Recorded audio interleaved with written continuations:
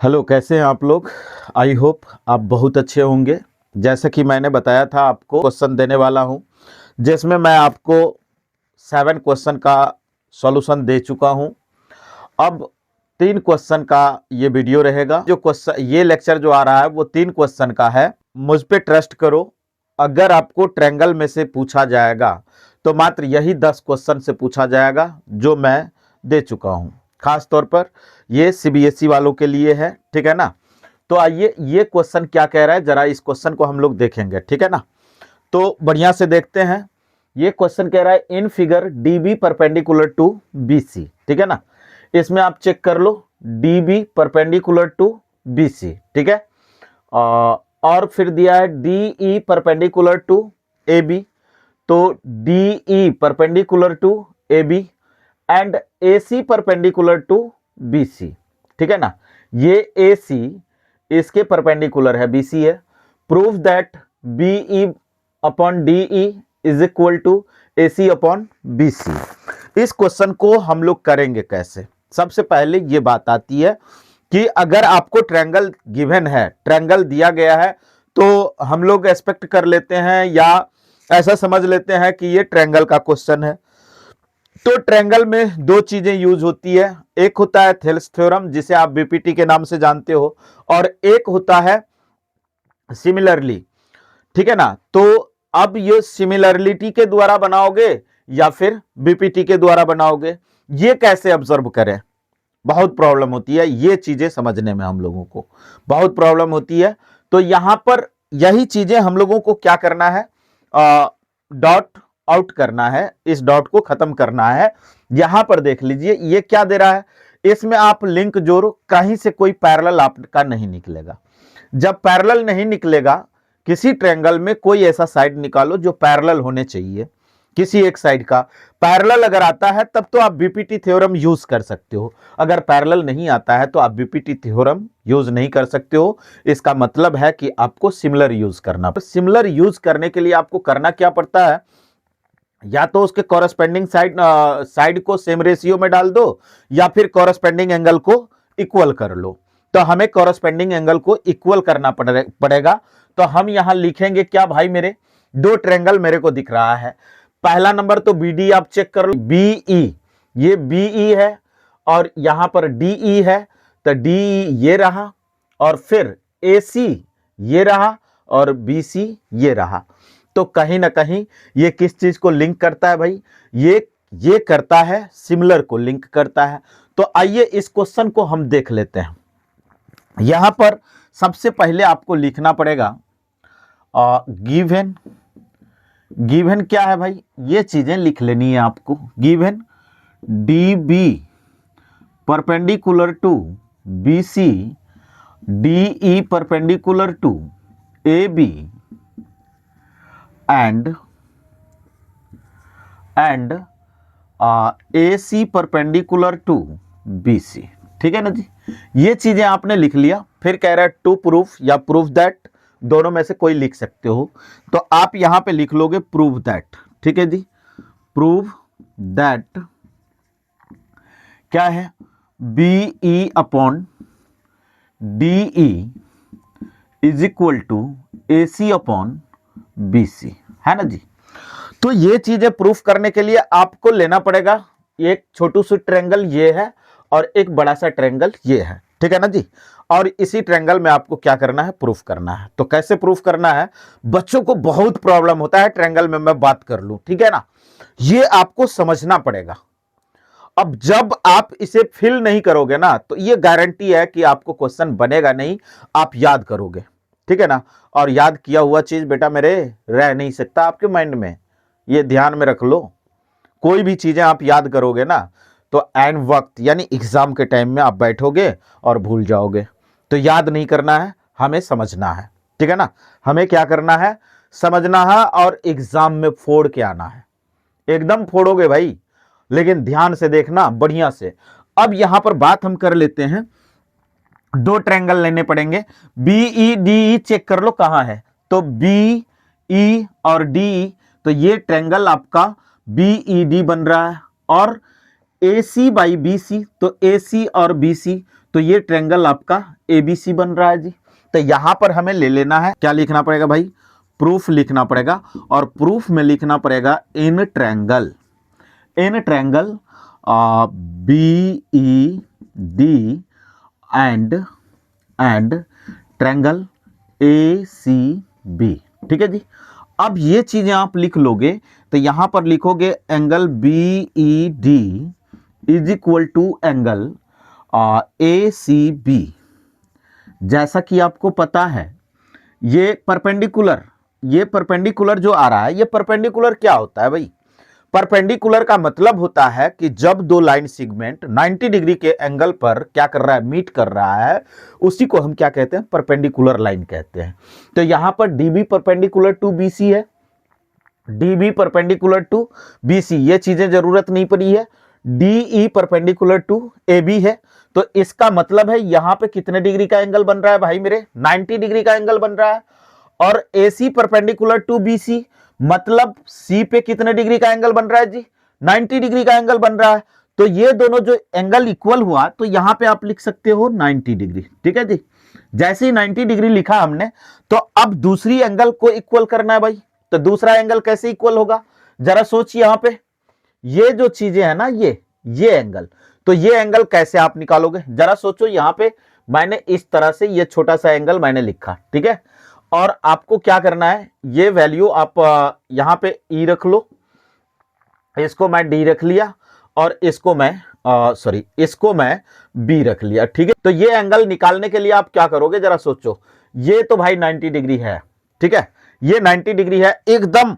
सारे चीजें मैं प्याज की तरह छील करके बताऊंगा, प्याज का खोइका जैसे छीलते हो ना, उसी तरह मैं छील लूंगा सारे क्वेश्चन को, याद रखना। लेकिन बने रहना बेटा, ठीक है ना, ऐसे नहीं दिस दैट करके भाग मत जाना, भागोगे फिर नहीं समझोगे। क्लास में बने रहना, वीडियो में, लेक्चर में पूरे बने रहना, एक भी डाउट तेरे अंदर नहीं रहेगा। इतना बात आप कान खोल के सुन लो। यहां पे आपका ये 90 डिग्री है जी, ठीक है। और फिर ये जो एंगल आ रहा है इसका नाम रख ले BDE, ठीक है जी। और फिर ये प्लस कर ले, और ये आ रहा है DBE, angle DBE is equal to कितने डिग्री का होगा भाई, 180 डिग्री का, ठीक है। और जब 180 डिग्री का हुआ तो इसको इधर ले लो, तो यहां पे लिख लो एंगल BDE, ठीक है, plus angle DBE is equal to कितना हो रहा है, जरा बता ले, 180 डिग्री माइनस 90 डिग्री। तो भाई मेरे एंगल BDE, ठीक है, plus angle DBE is equal to कितना हो जाएगा जी, 90 डिग्री। ठीक। अब DBE को हम क्या करते हैं, उधर कर लेते हैं। तो angle BDE is equal to 90 degree minus angle DBE हो जाएगा, ठीक है। तो ये चीजें लिखने के लिए मैंने आपको ये समझाया, इस तरह आप लिख सकते हो। तो यहां पर आप लिख लोगे angle BDE is equal to 90 degree minus angle DBE, ठीक है ना जी। एकदम बढ़िया से समझना, क्वेश्चन बिल्कुल हलवा बना दूंगा मैं, आराम से देखो क्वेश्चन को, ठीक है ना, एकदम बने रहना क्लास में, ठीक है। भागना मत भाई, भाग जाओगे तो फिर प्रॉब्लम होगी, समझ नहीं पाओगे। यहां पर देखो ये 90 डिग्री माइनस DBE कर लिया हमने। अब जरा सोचो यहां पे ये जो एंगल है, ये DB परपेंडिकुलर टू BC है भाई, DB परपेंडिकुलर टू BC है। तो ये टोटल कितने डिग्री का है जी, 90 डिग्री का है। जब ये 90, इसको भी थोड़ा समझ लेते हैं हम, यहां पर लेते हैं एंगल DBC, ठीक है जी, इज इक्वल टू कितना होगा, 90 डिग्री। और यहां पे दो एंगल बन रहे हैं, एक एंगल बन रहा है DBE प्लस एक एंगल बन रहा है यहां से ऐसे करके ABC। तो ये बन गया आपका ABC इज इक्वल टू कितना हो रहा है भाई, 90 डिग्री हो रहा है। अब ये जो 90 डिग्री हो रहा है तो DBE को इधर ले आओ ना, तो यहां पर आप कर लो angle ABC is equal to 90 degree minus DBE, ठीक है, DBE यानी ABC का वैल्यू और यहां पर कौन सा वैल्यू है, BDE का वैल्यू, दोनों सेम हो जाएगा क्योंकि 90 डिग्री में से एंगल DBE लेस किया है और यहां पर भी 90 डिग्री में से DBE लेस किया है। तो इसका मतलब है आप इसको लिख सकते हो एंगल ABC, ठीक है जी, angle ABC is equal to 90 degree minus angle DBE, ठीक है जी, DBE। तो इस तरह से आप इसको क्या कर सकते हो, आगे लिख सकते हो, आगे लिख सकते हो angle BDE is equal to angle ABC, ठीक है ना जी। दो एंगल इक्वल हो गए, दोनों ट्रायंगल के दो दो एंगल इक्वल हो गए। अब जब दो एंगल इक्वल हो चुके हैं,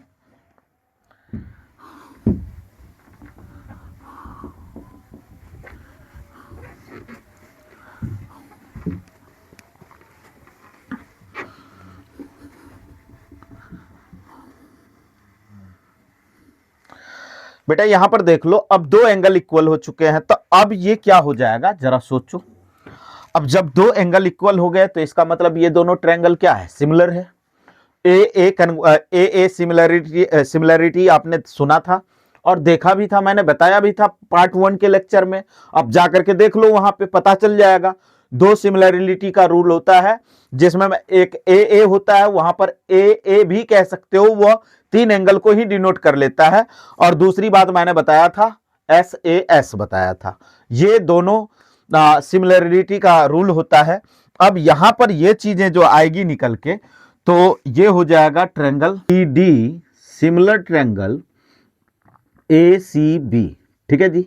अब यहां पर A सिमिलरिटी के लिख सकते हो, सिमिलरिटी, ठीक है, सिमिलरिटी। अब ये चीजें हो गई, तो अब यहां पर आपको चेक करना होगा कि ये क्या होता है। जब दो ट्रायंगल सिमिलर हो जाए ना, जब दो ट्रायंगल सिमिलर हो जाए ना, तो उसके कॉरेस्पेंडिंग साइड जो होता है सेम रेशियो में होता है। अब यहां पर कहोगे कि सर जी कॉरेस्पेंडिंग साइड को कैसे सेलेक्ट करें, आइए वह भी हम बता रहे हैं। कॉरेस्पेंडिंग साइड को सेलेक्ट करने के लिए पहले नंबर तो चेक कर लो भाई मेरे, BE तो आ रहा है, तो BE आप ले लो यहां पे। तो यहां पे आपने क्या लिखा, BE कॉरेस्पेंडिंग साइड सेम रेशियो में होता है, तो कॉरेस्पेंडिंग साइड आप BE लिए, तब यहां ऐसे करके BE लिए आप, तो BE के अपोजिट एंगल ये है भाई, ठीक है ना, अपोजिट एंगल ये है, ठीक। तो अब आपको चेक करना होगा कि यह किस एंगल के इक्वल था, BDE। तो आप यहां पर जरा देखो, BDE ABC के इक्वल है भाई, किसके इक्वल है भाई, ABC के इक्वल है। तो ABC ये वाले एंगल इसके इक्वल है ABC के, तो इसके सामने वाला साइड जो है AC है, इसलिए यहां पे AC हो जाएगा, इज इक्वल टू, अब आपको क्या करना है, DE लेना है, DE। अब कहोगे सर जी DE का कौन होगा भाई, तो DE यानी इस एंगल के इक्वल होगा, इस एंगल के अपोजिट साइड है। तो यहां पर एंगल A का अपोजिट साइड आपको ढूंढना है, तो BC हो जाएगा, आप चेक कर लो, यहां पे BC हो जाएगा, ठीक है।